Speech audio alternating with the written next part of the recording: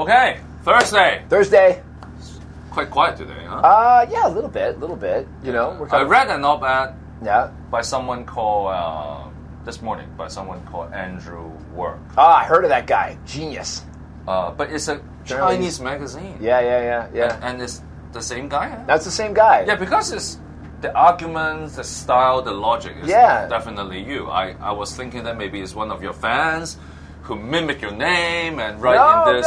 No. But the thing Chinese is, you are so bilingual that as you opened up Next Magazine and you read the first page in Chinese and then you went to the second page, they always have that one page in English. You didn't even notice the difference that it was in English. I mean, to you, it's all one thing, right? Yeah, because you are just so brilliantly bilingual. I did bilingual. notice that the name is the same Andrew Work that I talk every morning. Yeah. So it's you. That's me. I have middle income tax cut is the topic. Middle income tax cut. Yeah. Yes. So looking at this and saying, because right now the budget deliberations are quietly happening and people are starting to think about making their submissions, but I think probably some of the decisions are already coming together. Things are, ideas are forming. This nebulous cloud of budgetary ideas are coming together. Nebulous, yes, coming together, and they will take form and solidify. Nebulous, yes. All right. And so it's all coming together, but I think something would be a great idea.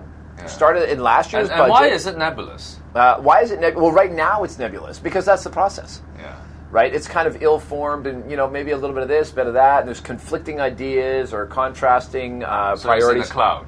Well, it's in a cloud, but I think that not as much of it is in a cloud as people think. There's a lot happening behind the scenes with the bureaucrats and prioritizing different projects, especially capital works projects. Oh, yeah. And the big money ones. I think a lot of which, I should check, may have been cleared already or determined whether they're going. I don't want to get too technical. Well, because the public works system, they have this categorization system. Yeah. Category A is the most urgent. Category B, less urgent, but it's still urgent. Yeah. And then Category C, Category D, which can be even if the money won't be spent for years, it gets approved this year. If I think ranks high enough in the priority. Yeah, they have a queue. Yes. So all that's coming together. But one of the things that I would like to throw out there is this idea of a middle class tax cut.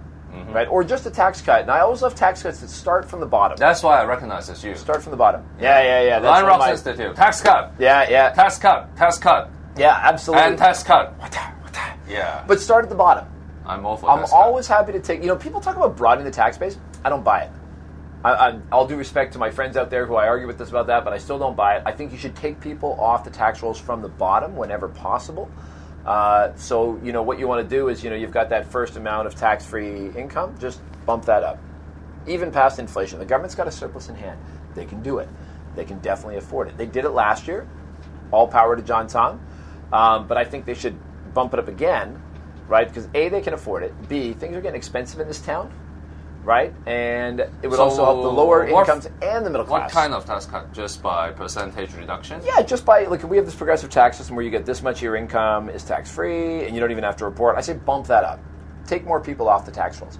Then just do that for every bracket. Bump them up at least take more to keep people up with off. inflation. Yeah, take people off at the bottom. But the thing is, you don't take off as many people as you would think because of inflation. Yeah. You know what I mean? Yeah. So you bump it up just to keep up with inflation.